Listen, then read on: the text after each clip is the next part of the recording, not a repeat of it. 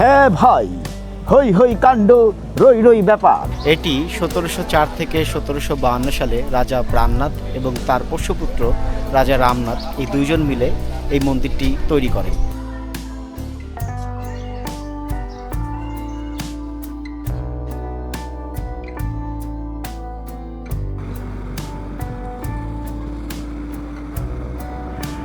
Royal Enfield শোরুমটি ঘুরে দেখার পরে আমরা আবারও রওনা হয়েছি আরও একটি দর্শনীয় স্থান ঘুরে দেখার জন্য। এখন আমরা রওনা দিয়েছি কান্তজিউ মন্দির দেখার উদ্দেশ্যে। আমরা সবাই কান্তজিউ মন্দিরের উদ্দেশ্যে রওনা হয়েছি।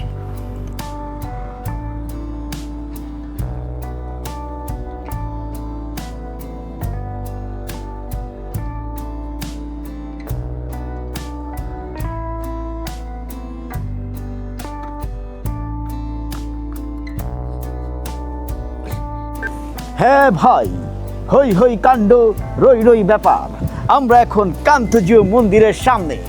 একটি ছোট্ট ব্রেক এবং এই দর্শনীয় স্থানটি ঘুরে দেখার জন্য আমাদের টিম সবাই এই মন্দিরের সামনে এসেছি।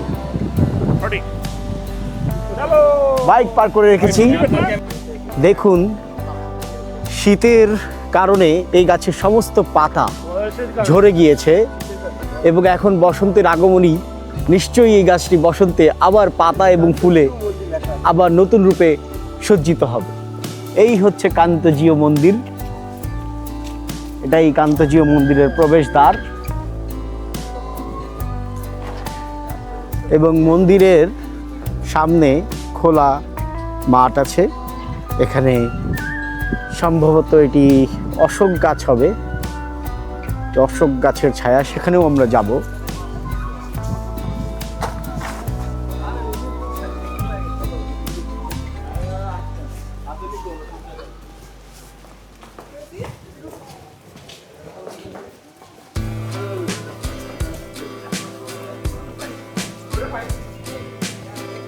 বাহ, নীরব পরিবেশ, খুবই শান্ত এবং ঠান্ডা পরিবেশ কান্তজিউ মন্দিরের ভিতরে। আমরা এখনই আপনাদেরকে মন্দিরটা দেখাবো। কান্তজিউ মন্দির, এই হচ্ছে কান্তজিউ মন্দির।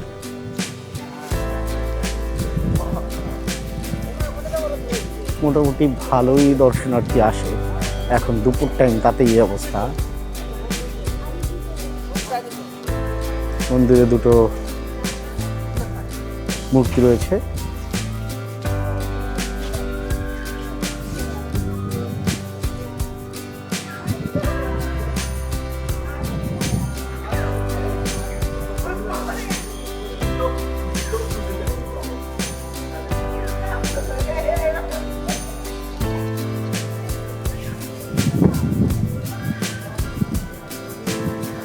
এই হচ্ছে কান্তজিউ মন্দির। দেখেছেন দেয়ালে টেরাকোটায় কি সুন্দর কারুকাজ, প্রাগৈতিহাসিক নিদর্শন এবং এটি ইতিহাসের সাক্ষী।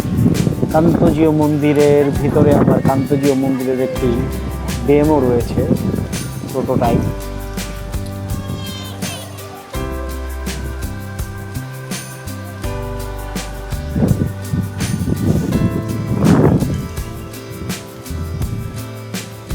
অনেক পুরনো মন্দির।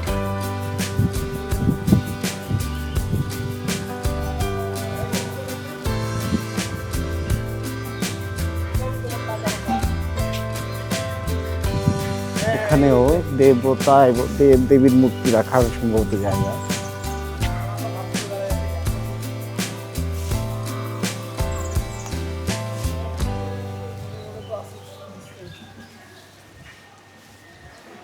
খুবই শান্ত পরিবেশ।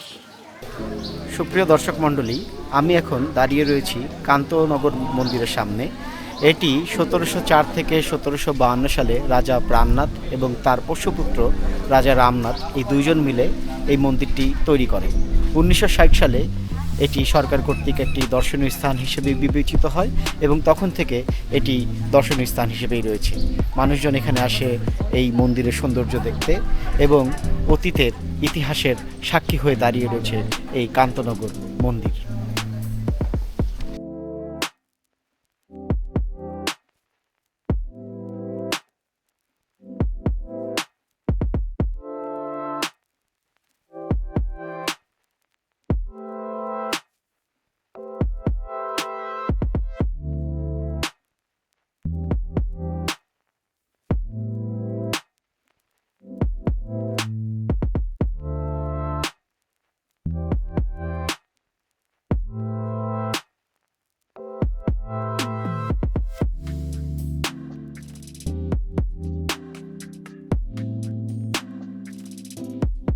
ভাবা যায় শত শত বছর আগে কি সুন্দর সুনিপুণ হাতে এই টেরাকোটার কাজগুলো করা হয়েছে, যা আজও টিকে রয়েছে। সঠিক রক্ষণাবেক্ষণের অভাব যদিও রয়েছে, তারপরও এখনও পর্যন্ত এই টেরাকোটার কাজগুলো স্পষ্ট ইতিহাসকে বয়ে চলেছে। সত্যি এক অবাক বিস্ময়ের ব্যাপার।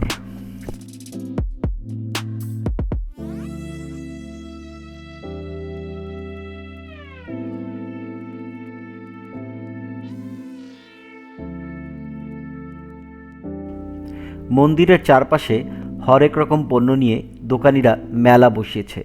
এখানে মাটির তৈরি জিনিসপত্রও পাওয়া যাচ্ছে, স্টিলের তৈরি জিনিসপত্রও পাওয়া যাচ্ছে, আবার চুড়ি এবং বিভিন্ন অর্নামেন্টসও পাওয়া যাচ্ছে। দর্শনার্থীরা এখানে ঘুরতে এসে এই সমস্ত সুভিনিরগুলো কালেক্ট করে নিয়ে যায় স্মৃতি হিসেবে।